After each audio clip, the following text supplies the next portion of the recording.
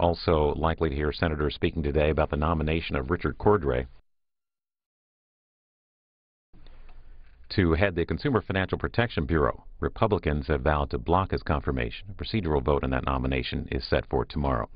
Live coverage from the U.S. Senate now, here on C-SPAN 2. The Senate will come to order. The chaplain, Dr. Barry Black, will lead the Senate in prayer.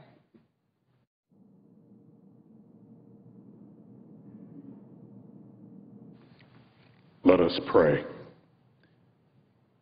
Almighty God, our hope for years to come, thank you for giving us this day to use for your glory.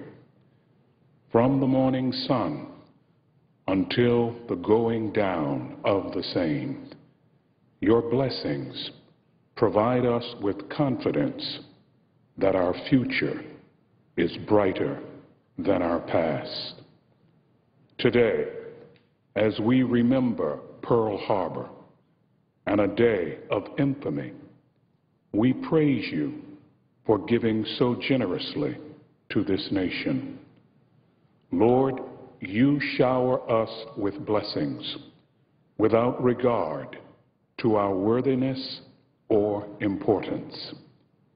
As we respond to your blessings, infuse our lawmakers with a spirit of hope and purpose that they may do your will in these challenging times. May your spirit sustain them as they labor so that justice will roll down like waters and righteousness like a mighty stream. Amen.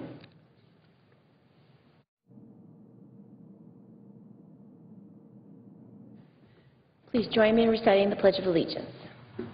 Pledge of allegiance to the flag of the United States of America and to the republic for which it stands, one nation, under God, indivisible, with liberty and justice for all.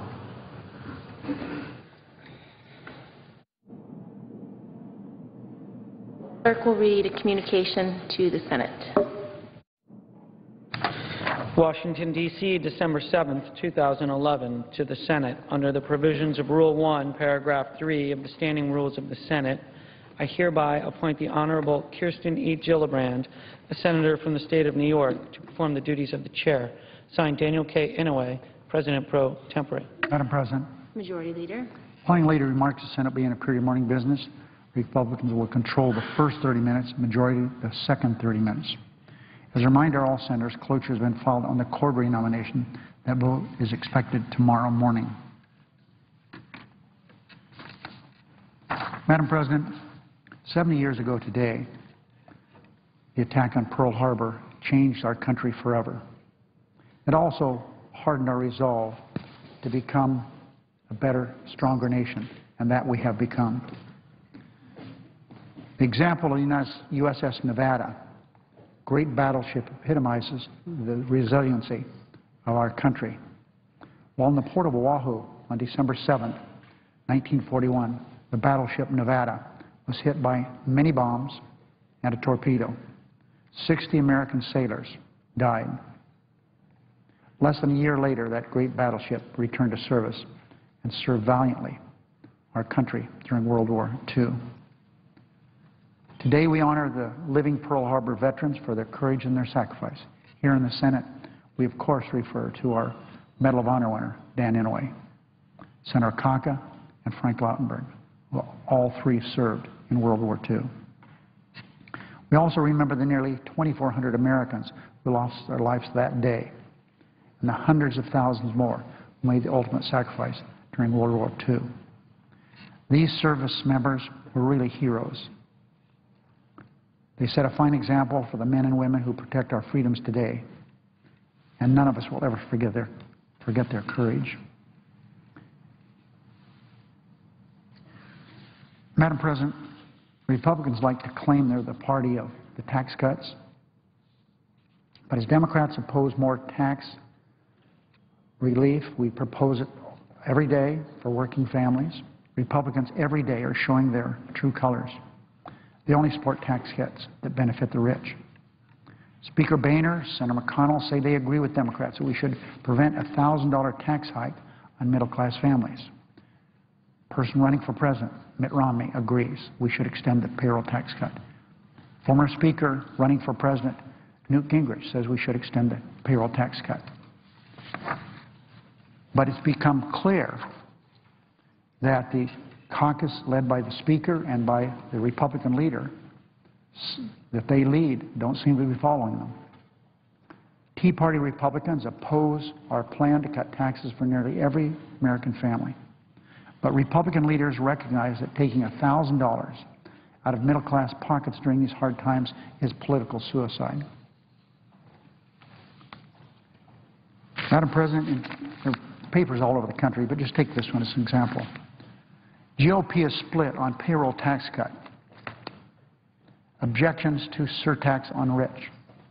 Remember, Madam President, the surtax on the second $1 million, the second $1 million that people make, the first million, not a penny. On the second $1 million, the bill that we're going to vote on probably Friday here, maybe Thursday, has a surtax for people's second $1 million of income of less than 2%. The headlines go on to say opposition could give Obama a 2012 issue. Madam President, Obama doesn't need a 2012 issue. Middle-class Americans do not need a tax increase. That's what this is all about. So it's very clear that there's a bitter division in the House with House Republicans. As you know, they were supposed to send us a bill today. Or was it yesterday? They finally acknowledged late yesterday they couldn't send us anything because they can't get agreement even among the Republicans. And they have been very, very unusual. They don't reach out to Democrats at all. They want to do it with a majority of the majority. And they can't get anything done. So it seems to me, faced with this rebellion in the two caucuses, Republican leaders have two options. They can work with us to forge a compromise that will pass, or they can move even further to the right to appease the Tea Party, because that's what this is all about. As we've seen before, when faced with a choice between the middle class and the Tea Party, Republicans will choose the Tea Party every time. We have seen before, when faced with a choice between the middle class and the richest of the rich, Republicans choose the richest of the rich. Tomorrow, the Senate will vote on whether to move forward with confirmation of Richard Cordray, the nominee to head the Consumer Financial Protection Bureau, which was part of the Dodd-Frank bill. The one thing that came out of that legislation, and certainly we understood with the financial meltdown that took place in Wall Street, is the banks need more control, not less. And we also learned during that long debate that the American consumer really had no protection whatsoever.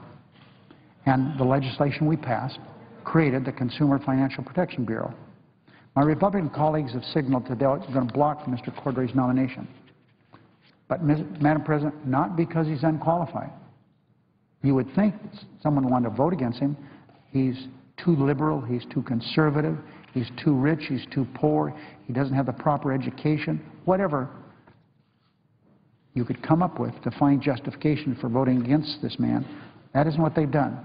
For the first time that I can ever remember, and that my staff did some research on this last night, for the first time in Senate history, Republicans are poised to block a qualified nominee solely because they don't like the federal agency he will lead. Senate Republicans have no problem with Mr. Cordray. He has bipartisan support and a long history of fighting unfair practices by financial predators. Instead, Republicans are trying to cripple the new consumer agency altogether by depriving it of a director. Their attempts to hamstring the consumer watchdog will leave Americans vulnerable to scams and rip-offs that are going on as we speak and have gone on in the past. It's really shameful that Republicans would leave consumers in the dark about the risks they face when making financial decisions, and they're doing it only to try to change a law that's the law of this land. Finally, Madam President, my first elected job many years ago was to an organization called the Southern Nevada Memorial Hospital. It was the largest hospital in the state. It was the largest hospital district. And people ran at large from Clark County, that's the Las Vegas area. And I was elected to that, my first elective job. And when I took that job, there was no Medicare. And in that hospital, when someone came that was old and didn't have money, someone had to sign for them. A husband, wife, father, mother, brother, sister, neighbor, someone signed. And if that person didn't pay, after agreeing to pay, we had a large collection agency, and we would go after those people. And it was very difficult sometimes to collect that money. Difficult in the sense it was hard to do, but more importantly, it was difficult to do because you hated to go after people to pay these large hospital and doctor bills. Medicare came into being before I left my job. It changed. Prior to Medicare, 40% of the seniors that came into that hospital had no insurance, and that's where they had to look to their friends and neighbors and relatives to take care of that bill. Today, after Medicare is the law of the land, virtually everyone going into a hospital, any place in America that's a senior citizen, has the ability to go into that hospital. So for all these many years, going on 5 decades, Medicare has been improving and extending the lives of seniors. Passing the Affordable Care Act, legislation that my Republican colleagues tend to denigrate, Obamacare. Madam President, let's talk about a little bit about Obamacare today, the Affordable Care Act. One thing that bill did, it extended the life of Medicare for 12 years. Medicare would stay strong for future generations and of retirees. That's what one reason we passed that legislation. But health care reform today is helping seniors by beginning to close the donut hole, that infamous donut hole for prescription drugs for seniors. This year, that is 2011, because of the legislation we passed, the Obamacare, more than 2.5 million Medicare recipients, including thousands of Nevadans, saved about $600 each on prescription drugs. That amounts to about $1.6 billion, thanks to this legislation. For some seniors on fixed incomes, those savings prevented difficult choices between literally food and medicine. Now, we also had a provision in that legislation that people could get wellness checks, screenings, and a checkup. More than 24 million seniors this year got free physicals because of health care reform. That's progress America can be proud of.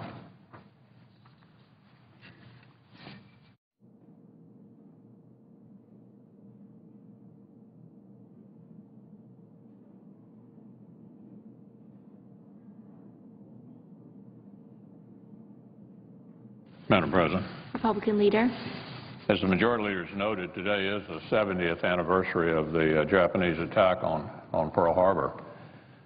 I think several of us, I've certainly had the opportunity, and many members of the Senate may have as well, of visiting World War II era veterans when they come to Washington on what are called the honor flights, which the veterans groups raise the funds to get these World War II vets up here to see the World War II memorial. And it is a great inspiration to see these members of the greatest generation who indeed saved America during World War II. And I remember in particular talking to an elderly, obviously elderly, they're all elderly at this point, elderly gentleman who was at Pearl Harbor that day, and is describing the horror of the experience. And so whether these World War II veterans served at Pearl Harbor or in Europe or in the Pacific later, we certainly remember their extraordinary contribution to saving this country And today in particular, for our parents' generation, they always remembered exactly where they were when they heard about the attack. For most of us, we remember exactly where we were when we heard about the Kennedy assassination. That moment that seared in your memory of some extraordinary event. And of course, for younger people, the 9/11 attack. Everybody remembers exactly where they were. And millions of Americans saw the second plane go into the second building in real time. But today, we remember the attack, and we express our admiration and respect for the greatest generation. Now, Madam President, on another issue, the President welcomes Canadian Prime Minister Stephen Harper to the White House. And I'd like to take the opportunity to say that I hope the Prime Minister is able to convince President Obama to reverse his recent decision to delay the Keystone XL pipeline. The President has said repeatedly that jobs are his top priority. He says he wakes up every morning thinking about how he can create jobs. Yet here's the single greatest shovel-ready project in America, ready to go, and for some reason he's suddenly not interested. I've got a question. How is it that when it comes to taxpayer-subsidized jobs that may or may not materialize, the President tells us we can't wait, got to do it tomorrow? But when it comes to private sector jobs that are ready to go immediately, he's in no rush. It doesn't make any sense, particularly when you look at some of the President's past statements. Here are a couple of examples. President Obama said earlier this year, for those, just to give a background to folks, the President said there are these tar sands in Canada that can produce oils. There's talk about building a pipeline into the United States to import that oil. This is the President.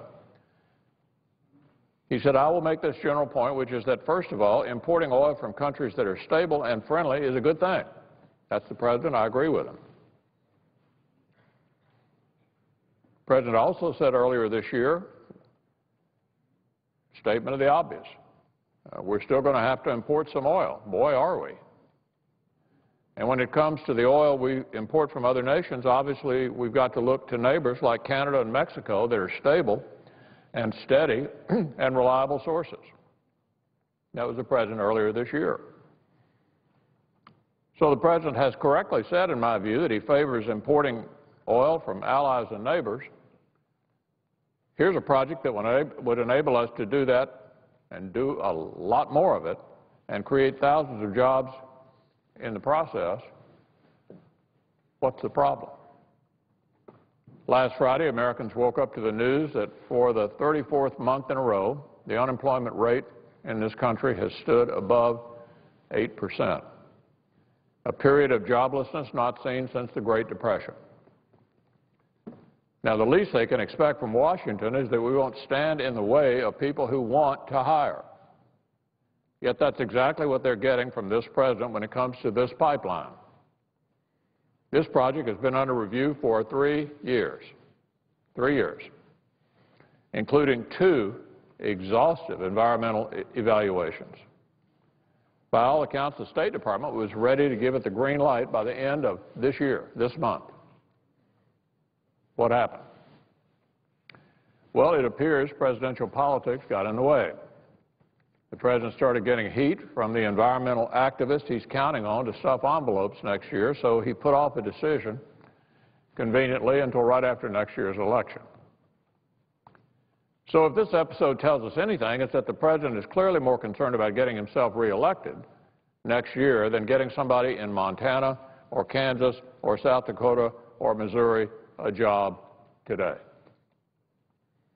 He's so determined to keep his liberal base happy, he's even willing to go against the labor unions, who, by the way, are enthusiastically in favor of beginning this project right now.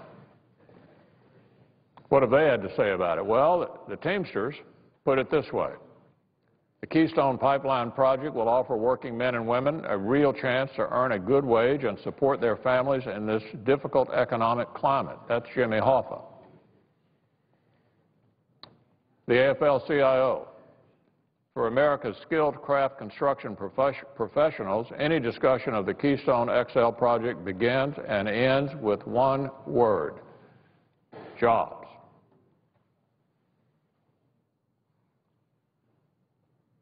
The AFL-CIO further said as many as 500,000 indirect jobs via a strong economic multiplier effect without one single dollar of government assistance. Madam President, isn't this what we're looking for? Doesn't cost the government anything, creates jobs immediately. This is what we're looking for. The Brotherhood of Electrical Workers. At a time when jobs are a top global priority, the Keystone Project will put thousands back to work and have ripple benefits throughout the North American economy. Laborers International Union of North America had this to say: this is not just a pipeline, but a lifeline. Not just a pipeline, but a lifeline for thousands of desperate working men and women. So what do we have here, Madam President? We've got a privately funded project that labor leaders are saying their members want up and running, but the President says this one can wait. Despite what he said about importing oil from allies, despite what the labor unions say, the President wants to delay these jobs until after his election. Now, it's not just the unions and the Republicans who are asking for this project to move forward. Let's take a look at what some of the Democrats in Congress have said about it. It was a letter from 22 House Democrats to President Obama in October of this year, October 19th of this year. I'll just read a few excerpts. America truly cannot afford to say no. Further in the letter, Mr. President, America needs the Keystone XL pipeline. Further in the letter, the Department of State's final environmental impact statement reaffirmed the findings of the two previous environmental impact statements, namely that the Keystone XL pipeline will have no significant impact on the environment. Further, in this letter from 22 Democrats to the President, they said, this represents a true shovel-ready project that would directly create 20,000 high-quality domestic manufacturing and construction jobs for Americans who are desperately seeking employment. That's 22,000 directly working for the pipeline. And I've already described the spin-off benefits, the other jobs that would be created as a result of it. Senator Baucus, Senator Tester, right here in the Senate, Senator Baucus said we need to put Montanans back to work and cannot afford further delays on the Keystone XL pipeline. Senator Tester said should not have to wait 14 months for an up or down decision. The Montana senators have it right. Americans can't wait for the next election. They want their jobs now, right now. So it's my hope that Prime Minister Harper is able to convince the President to change his mind. Congressional Republicans and Democrats stand ready to move forward on this project. We're prepared to do all within our means to get the Keystone XL pipeline approved. There is literally no time for delay. Madam President, Majority Leader. I ask that we now move to morning business. Under the previous order, the leadership time is reserved. Under the previous order, there will now be a period of morning business with senators permitted to speak therein for up to 10 minutes each, with the first hour equally divided and controlled between the two leaders or their designees, with the Republicans controlling the first 30 minutes and the majority controlling the next 30 minutes. I now move to proceed to count number 251 as 1944. The clerk will report the motion. Motion to proceed to calendar number 251 as 1944, a bill to create jobs by providing payroll tax relief for middle-class families and businesses and for other purposes. I have a cloture motion at the desk, Madam President. The clerk will report the cloture motion. Cloture motion, we the undersigned senators, in accordance with the provisions of Rule 22 of the Standing Rules of the Senate, hereby move to bring to a close the debate on the motion to proceed to calendar number 251, S-1944, a bill to create jobs by providing payroll tax relief for middle-class families and businesses and for other purposes, signed by 17 senators. Madam President, I would ask unanimous consent that reading the names be waived. Without objection. I ask consent the mentor quorum under Rule 22 be waived. Without objection. I ask now, Madam President, consent that we resume morning business under the previous order. Further, that morning business be extended until 6 p.m. this evening, with senators permitted to speak for up to 10 minutes each. Without objection. Madam President, Senator from North Dakota. I ask unanimous consent that I be granted permission to enter into a colloquy with my Republican colleagues during our morning business time. Without objection. I rise this morning to discuss the North American Energy Security Act in a colloquy with my colleagues. Joining me will be our leader, Senator Mitch McConnell of Kentucky, Senator Kay Bailey Hutchinson of Texas, Senator Johnny Isakson, the great state of Georgia, Senator Mike Johans of Nebraska, and Senator Jim Inhofe of Oklahoma. We're here to discuss a very solutions-oriented piece of legislation. It's about creating jobs. It's about creating energy security for our nation. It's about good environmental stewardship. It's about all of these things and more. And we want to take this opportunity to discuss the legislation and urge our fellow colleagues to join with us to create jobs and opportunity for the American people. In a nutshell, this legislation clears the way for the Keystone XL pipeline, which is a 1,700-mile pipeline that will run from Alberta, Canada, all the way down to the Gulf Coast region of the country, down to the refineries in the United States. This blue line shows the route of the Keystone XL pipeline. This red line shows an existing pipeline, the Keystone pipeline, which was built very recently by TransCanada.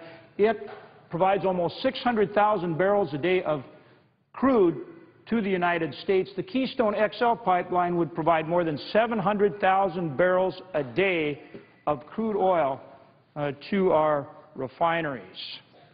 In addition to hauling Canadian crude, however, it will also haul domestic crude from states like North Dakota and Montana. We'll put 100,000 barrels a day of our own light sweet domestic crude into the pipeline to bring it down to refineries for our needs in the country. The pipeline will also help move oil from places like Cushing, where we currently have backlogs, to the refineries as well. So it's also about moving oil within our country as well as bringing Canadian crude to the United States and to our refineries. I mentioned it's a job creation bill. As our leader said just a minute ago, just the construction alone will put 20,000 workers on the job, 20,000 workers on the job just constructing the pipeline. And the Perryman Group out of Waco, Texas, has indicated more than 250,000 jobs. It is a huge job creator. I yield to our leader, Senator McConnell. Yield on that point. It's my understanding, is it not correct, that these are not jobs sometime in the future, that these are in fact jobs just as soon as the President would sign off on this project is ready to go, right? We don't have to borrow any, the government doesn't have to borrow any money. They don't have to try to stimulate anything. This is a project, as I understand it, I would ask my friend from North Dakota, that is literally shovel-ready, won't cost the government a penny. This is a project that's absolutely ready to go, will not cost the federal government one penny, puts 20,000 workers on the job right away. And the hurdle was the route through Nebraska, but we've now worked with the state of Nebraska. They've had a special session. They've set up a process to clear that part of the route. Our legislation says within 60 days after passage of this bill, the route is deemed approved. That's after 3 years of process through the EPA. So we are ready to go. We've addressed the issues. We can put these people on the job now if we can get the presidential approval. In fact, I would say to my friend, the senator from Nebraska is here on the floor with us right now, and could further underscore that the people of Nebraska, having now satisfied the concerns that they had earlier about location, seem to be ready to go. I appreciate the opportunity, Madam President, to respond to the leader's comment and his question. The leader is absolutely right. The people of Nebraska, through their elected officials, have worked with the company building this pipeline, and they have resolved their differences. The reason why I support this legislation and have decided to be a co-sponsor of the legislation is that this legislation respects the Nebraska process. It says that there'll be a process in Nebraska that we will site the pipeline in the best place. This legislation says that's fine, but what this legislation also acknowledges that on the entire rest of the pipeline, outside of the state of Nebraska, this is ready to be built today. The President of the United States has had 3 years of background study and extensive environmental study, as the leader has pointed out, and nothing is going to change outside of the state of Nebraska. So work can begin today. There is just one person holding up that work, and that's the President of the United States. With the stroke of a pen, he can turn this project loose. It will respect what is going on in Nebraska. Workers can be hired, and the pipeline can be built, and those jobs can be literally provided today. So I support this legislation. I'm proud to be here this morning to say that and to thank the senator from North Dakota, the minority leader, and all others who have worked with us to solve this problem. The problem is solved. We're ready to create the jobs. It is my hope the President will announce that he's ready to proceed to create these jobs for American workers. Could I ask one further question of either or both of the senators, Senator Isaacson as well? I understand there are suggestions that there may be political concerns on the President's part, and we all know that most environmental groups are very much on the Democratic side, but is it not the case that there are a number of unions in the country, most of which certainly don't support Republicans anywhere I know, who also feel passionately about this issue and would like to get to work? Is that not the case?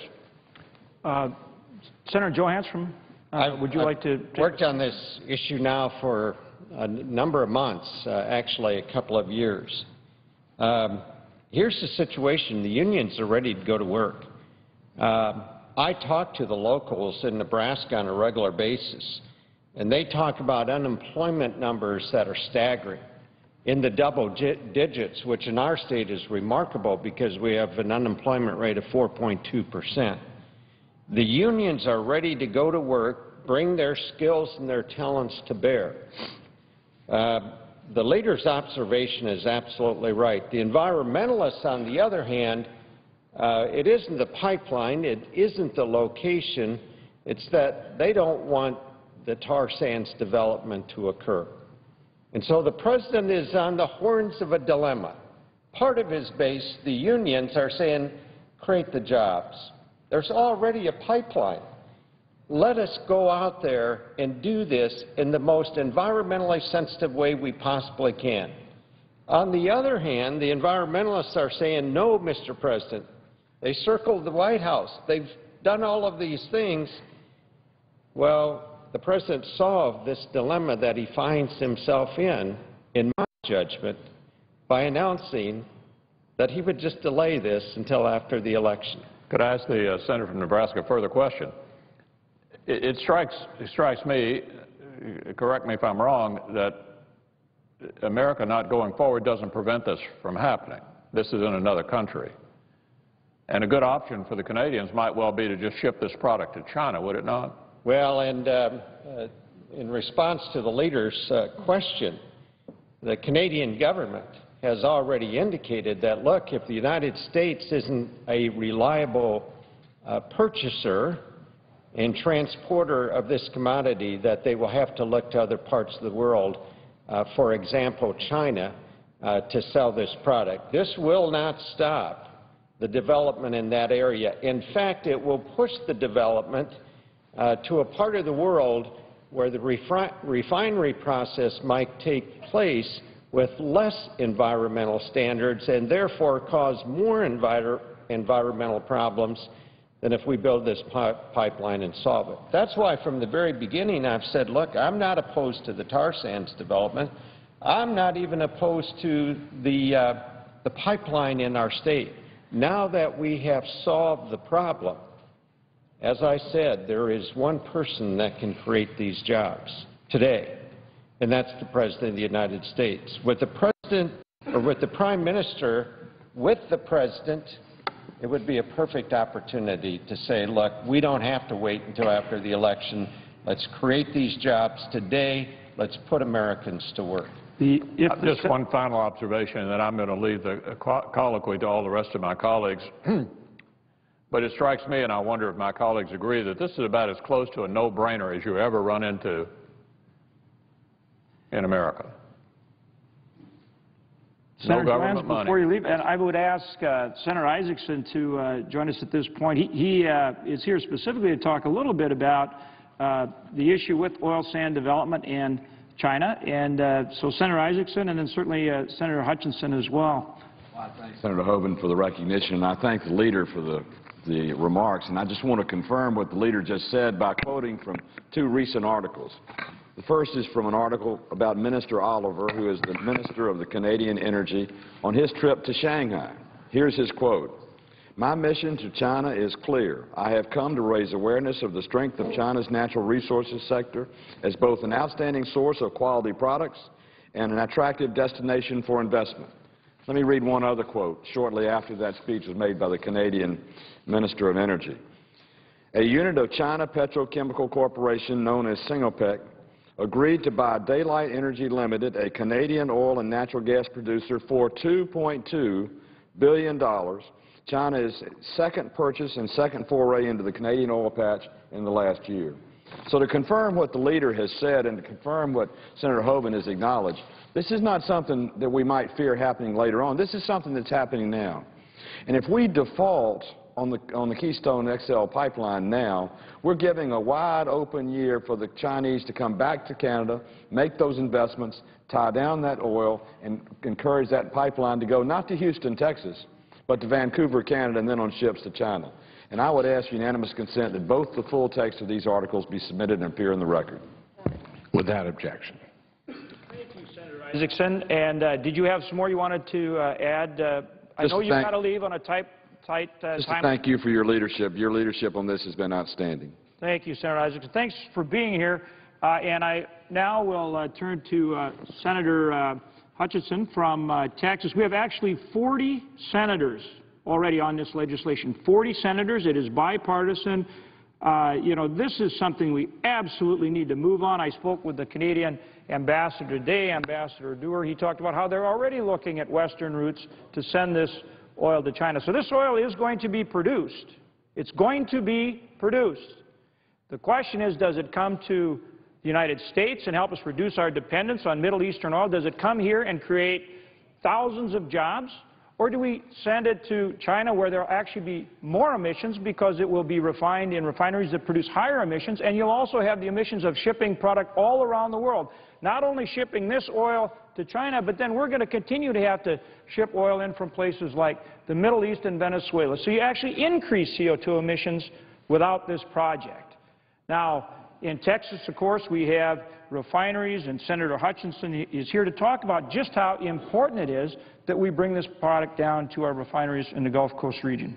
I want to thank the senator from North Dakota because Senator Hoeven has really been a leader in this, knowing how important this find is and how much more capacity we will have for affordable energy in our country if we can extend the pipeline. This is a pipeline that isn't just starting from Canada into the United States. The Keystone Pipeline was started in 2008. The initial line moves 590,000 barrels of oil per day from northern Alberta to points in Cushing, Oklahoma, and Patoka, Illinois. The XL extension, which is what we're talking about, that is being held up by the State Department, is currently under review, and it would expand the system by 700,000 barrels per day, so more than double what we are getting already, and bring the line further south to Texas. Well, now, why is that important? It's because 25% of the refinery capacity in America is in Texas. It's in the Gulf Coast of Texas. That's where the refiners are. We're talking about producing now more affordable energy for all the consumers in our country by bringing it straight down and having it refined and sent back out to all points in America. Otherwise, what my colleagues have just been talking about, Senator Isaacson and Senator Hoeven, is we will see Canada export this to other countries, whether it be China or other countries, and eventually it's going to be coming back into the United States much more expensively to be refined in Texas and sent out. So specifically to Texas, it would put our state's 26 refineries into probably 24 hours of business, which means lots of jobs in Texas, and that 25% of U.S. production is approximately 5% of worldwide capacity. So we're talking about lowering the price of energy throughout our country and the world. It would produce an estimated $2.3 billion in new spending and generate more than $48 million in new tax revenue for our country. It would result in 700,000 barrels of oil a day, as I have said, and we know that the Canadian find, the sands that have been found there, is the third largest capacity next to Saudi Arabia and Venezuela in crude oil in the world. So we have the third largest reserve that we know is there that could keep us much more even in the ability to bring that oil down, have it refined, and go out to the United States. Because dependence on the Middle East and North Africa has certainly led to price spikes. Venezuela is certainly not a reliable partner right now, and those supply interruptions threaten our economy and our national security. So the Keystone XL pipeline would certainly be a boon to Texas and Texas jobs.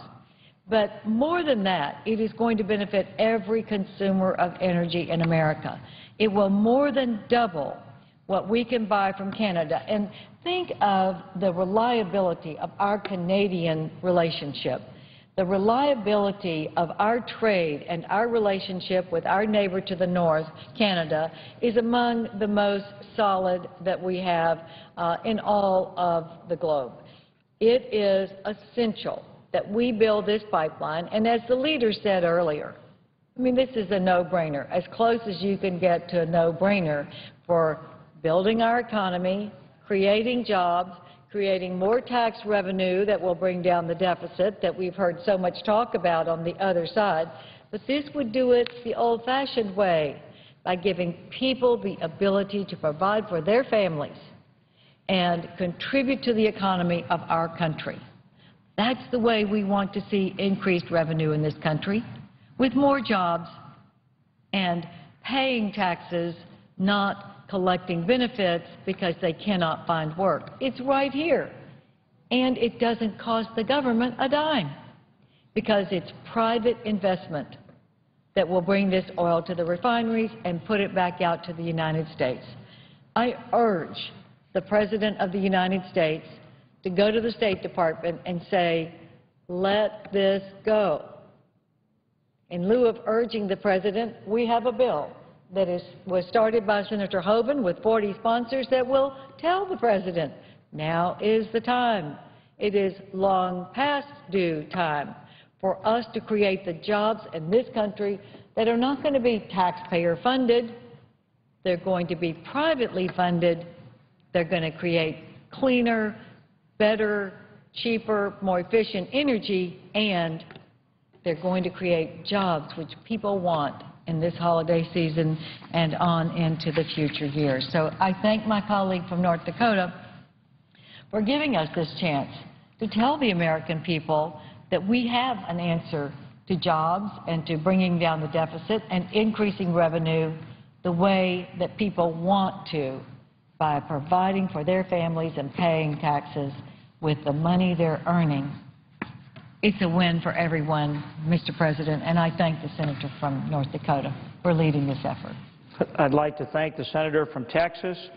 Senator Hutchinson is, as usual, not only eloquent, but as hit the nail on the head. Look, whether across our country, from North Dakota to Texas to Oklahoma, across our country, we need these jobs, and this is the way to get them, and we can get them now. We need our president to act. This legislation is a solutions-oriented bill. It is about job creation. It is about energy independence. It is about good environmental stewardship. We need to do it. I would now like to turn to my esteemed colleague from the state of Oklahoma, Senator Inhofe. Senator Inhofe is the ranking member on Environmental and Public Works. He has a tremendous background in energy, as does Senator Hutchinson. And I would turn to Senator Inhofe for his comments. Well, I do appreciate that. And sometimes we stand on the floor here and we talk about jobs, but you are the evidence. You know, Oklahoma has a big dog in this fight. Not only do we have Cushing, when the senator from North Dakota has talked about Cushing, that's Cushing, Oklahoma, right there on his map. That's kind of a choke point in this pipeline. They all kind of converge, and there's no way of getting down to Texas without going through what we have in Oklahoma. But more so, if you don't think this is a jobs bill, you have a very famous Oklahoman working in your state. I would say Harold Hamm is probably the #1 producer up there today. I've talked to him. Do you know what his biggest problem is in North Dakota? His biggest problem is he can't find anyone to work. They're full employed up there. What better evidence is there that this solves the problem, this is a jobs bill, than the jobs in North Dakota? And I think there's something sadly lacking in this debate, though, and that is that this is just an extension of what this administration has been trying to do. They've been trying to kill fossil fuels from the very beginning. Let me just quote here Alan Kruger, who's the chair of the President's Council on Economic Advisors. He says, the administration believes that it's no longer sufficient to address our nation's energy needs by finding more fossil fuels. He wants to kill fossil fuels. Stephen Chu, the Energy Secretary, said somehow we're going to have to figure out how to increase the price of oil to be equal to that in Central Europe. Well, that's $8 a gallon. He's trying to wean us off of fossil fuels. You can't run this machine called America without it. I only wanted to mention that because, and I appreciate the senator from North Dakota talking about the Environment and Public Works Committee. It's been an effort of this administration through the back door, through regulations, to do away with fossil fuels. The boiler MAC, by the way, means maximum achievable control technology. By increasing the emission requirements on boilers and on utilities, you're talking about around $83 billion a year of cost. Now you compare that to the cap and trade. Cap and trade right now is, and we've gone through this on the floor, with all these bills trying to have cap and trade and the greenhouse gases and all that, the cost of that is between $300 and $400 billion a year. Now that's more than all the other regulations combined, and it's all aimed at one thing. And what is that one thing? To stop fossil fuels. And of course, when you talk about my state of Oklahoma being kind of the choke point, as you pointed out in your chart over there, I say to my good friend from North Dakota, if we have done an analysis of jobs just in my state of Oklahoma by this construction of the Keystone XL, that would be 14,000 new jobs just in Oklahoma. just in my state, increased personal income by $847 million. And so this is a huge thing that we have in my state of Oklahoma. In Cushing, it just happens to be the crossroads. That's where they all come together. And they're clogged up now. As you pointed out, as the senator from North Dakota pointed out, they can't do anything. Their hands are tied because they're in total capacity right now. And it should be a no-brainer, but the problem is there's one man, as the senator from Nebraska said, one man can make this a reality. That's the President of the United States. He's made it very clear he doesn't want to do anything to help fossil fuels in America. It's a political problem that we got. If I may, I would like to ask the esteemed senator from Oklahoma to just talk for a minute on the subject of how we create that environment that gets job creation going. I think this project is a perfect example of what we're talking about. We have to create an environment, a legal tax and regulatory environment that empowers private investment, not government spending, but private investment to get job creation going. So here we have a regulatory issue where we just need these. TransCanada has worked for 3 years to meet the environmental process. Most recently, the problem was in Nebraska, the Sandhills area of Nebraska, the Ogallala Aquifer. But now we've come up with a solution to make sure that we deal with that issue. So we've cleared that process, right? Now, that means that this project's ready to go as we've just described. Leader McConnell, just a minute ago, talked about how the labor unions strongly support this project. And I can go through that whole list as well. In addition, the U.S. Chamber of Commerce says, let's go. We support this project. So you got 40 senators, bipartisan. You got the labor union. You got U.S. Chamber of Commerce.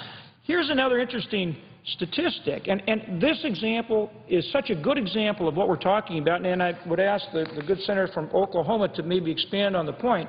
But the U.S. Chamber of Commerce last year released a study identifying 351 stalled energy projects nationwide, costing the American economy $1.1 trillion in lost economic impact and nearly 2 million jobs annually. My point is this. We have got to find a way to empower private investment to get job creation going. Now, the esteemed senator from Oklahoma is ranking member on Environment and Public Works. He sees this every day. But without more government spending, the secret to unlocking jobs in this country is to empower the investment. And I'd ask that the esteemed senator from Oklahoma address that for just a minute, because I think this project is such a perfect example of what we're talking about. It is, and this is something that's understood. It's the term no-brainer has been used several times, because you don't have to think this through. One of the problems I have had back when Republicans were a majority, I chaired the Environment and Public Works Committee. Now, that has jurisdiction over the Environmental Protection Agency, who has been making every effort to over-regulate to the extent, you know, everybody knows the spending crisis we have, the deficit and the debt and all that. They don't understand that the over-regulation actually costs us more than all of these fiscal issues combined. And I mentioned just a few of those. I can recall, as before the senator from North Dakota was in this body, back during the Kyoto Treaty. In the Kyoto Treaty, they were trying to get this thing through to have a type of cap and trade, something that they said that somehow greenhouse gases are going to cause catastrophic global warming and all that. Well, anyway, that went down the tubes. Then they started introducing legislation to do the same thing. And then we had, and I appreciate the honesty of the Lisa Jackson, who's the director of the Environmental Protection Agency, when she came out and said, no, if we were to have this strictly in our United States, it's not going to reduce emissions. Well, this is kind of a long way around, and the point I'm trying to make is it's very difficult for people to understand. Just the cap and trade that this administration is trying to do through regulations, because they couldn't do it through legislation, is going to end up having the same effect, kill fossil fuels. That's what they're trying to do. But the point that the senator from North Dakota is making is that's kind of complicated. That's hard to understand. This is not. You know, this is already out there. And as I mentioned, just in my state of Oklahoma alone, 14,000 new jobs. And who would be against it? The only ones against it are people who don't want to keep this machine running in America because they know that they can't do it without fossil fuels. Maybe someday that'll be different. It's not different today. And the way to get it down, to bring it down, is through this pipeline. So I'm very selfish. It's not just the country. You know, I've got 20 kids and grandkids right there in Oklahoma that are depending on us doing what we're supposed to be doing here. I thank the esteemed senator from Oklahoma, and he's so right. I mean, that really is what it's all about. I mean, it's about putting people back to work. It's about American ingenuity, private investment. It's about getting this economy going. And, you know, we have to find ways to save dollars, to reduce the spending that's gotten out of control.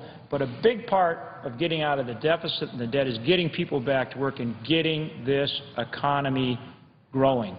We're talking about a project that will create 20,000 construction jobs right up front, 250,000 permanent jobs, $600 million in state and local tax revenues. The senator's time has expired. This is a project that reduces our dependence on oil from the Middle East. This is a project that provides better environmental stewardship, as we've described. This is a project where we need to move forward. This body needs to be about solutions. This is a solution. We need to act. I yield the floor. Mr. President. Senator from Rhode Island. Mr. President, to conduct some business, I have 6 unanimous consent requests for committees to meet during today's session of the Senate. They have the approval of the majority and minority leaders, and I ask unanimous consent that these requests be agreed to and that the requests be printed in the record. Without objection. Thank you, Mr. President. I've come to the floor today to speak in support of President Obama's nomination of Richard Cordray from Ohio to be the director of the Consumer Financial Protection Bureau. He's a former Attorney General, former Solicitor General, and former State Treasurer of Ohio. He is unquestionably well qualified to take on the position for which he's been nominated. Unfortunately, we're stuck in a Republican filibuster of Mr. Cordray's nomination. Sometimes there's a hidden ulterior motive around here. In this case, there is a stated ulterior motive to weaken the new agency's power to protect consumers. Republican obstruction of Mr. Cordray's nomination has nothing to do with Mr. Cordray himself. Former Republican Senator and current Ohio Attorney General Mike DeWine has called Mr. Cordray very well qualified for this job. And just last month, 8 Republican Attorney General colleagues of his joined 29 Democratic Attorneys General in writing to leaders Reid and McConnell with their support for Mr. Cordray's nomination. Mr. Cordray has been endorsed by groups as varied as the AFL-CIO, the Credit Union National Association, the National Fraternal Order of Police, and the AARP. But notwithstanding widespread bipartisan support on Main Street, Senate Republicans are seeking to prevent Mr. Cordray from taking office as a service to Wall Street. As one Republican member of the Senate Banking Committee said, I quote, "My colleagues and I stand by our pledge that no nominee to head the CFPB will be confirmed by the U.S. Senate, regardless of party affiliation, without basic changes to the Bureau's structure." So what are these basic changes? The basic changes that the Republicans have demanded include making the agency subject to the budgetary influences of Congress, which, given the way Congress is behaving, is a way of allowing the influences of Wall Street to come through and to control it, and also replacing the director's position with a board that would ensure that Wall Street is represented. These are not constructive changes. These are an attempt to weaken a regulator designed to protect consumers. I hope that my Republican colleagues will reevaluate their filibuster of Mr. Cordray's nomination. But in the event that they don't, let's just take a moment to review the consequences here for the American people.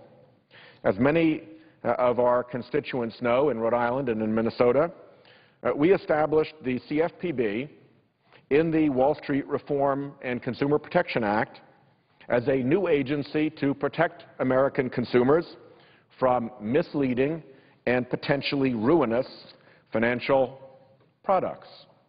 After the subprime mortgage catastrophe, the logic behind that is pretty clear.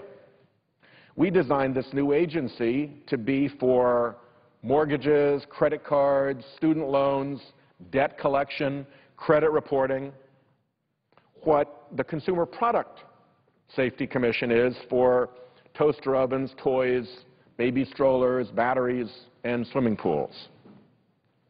Harvard Law professor Elizabeth Warren first proposed such an agency, and I was very proud to co-sponsor Senator Durbin's original Financial Product Safety Commission Act of 2009, which was the first bill to bring Professor Warren's idea here to the Senate. We designed the CFPB to investigate consumer financial products and gave it the power to make rules, ensuring that financial products are transparent and fair, including, for the first time, providing federal oversight of previously unregulated loans and financial services from non-bank financial institutions. Those institutions are often the ones that get regular Americans in deep and unexpected trouble because of tricks and traps in those contracts. When you look at the length and the amount of fine print of consumer contracts, when you look at the extent to which different traps and tricks get hidden in all that fine print in order to catch consumers in things they weren't aware of and wouldn't accept if they had been aware of them, the reason for this oversight is obvious to most Americans. Indeed, it is my contention that Americans in today's society are the most bedeviled group of humans in history by fine print. Everywhere you go, you find fine print filled with tricks and traps that fool you, that kick up your interest rate, that give away rights that you have. So what we want is a little bit of a fair shot and a straight deal for the American consumer. Under the temporary direction of the Treasury Secretary, the Consumer Financial Protection Bureau is actually already up and running, and it is regulating now the largest banks in the country, those with over $10 billion in assets, as well as credit unions. Unfortunately, its authority to protect consumers from these other financial products is unclear until there is a director, which may be another motive for blocking a director. So the Consumer Financial Protection Board is already out there looking out for American consumers, out there to make sure that big banks and credit unions are playing by fair rules, but it has not yet been able to regulate the non-bank companies like mortgage servicers, the private student loan lenders, debt collectors, payday lenders, and credit reporting agencies. While the Senate Republicans filibuster this nominee, this very qualified nominee, indisputably qualified nominee, some of the worst financial actors in the country remain unaccountable for their deceptive and harmful practices. Predatory lenders near military bases continue to charge our service members effective interest rates of up to 800%. Private student lenders continue to withhold clear information about repayment terms to young students taking out these loans. Debt collectors continue to bully and harass those who are on the edge of bankruptcy. And so-called payday lenders continue to dupe senior citizens into taking out loans bearing triple-digit interest rates.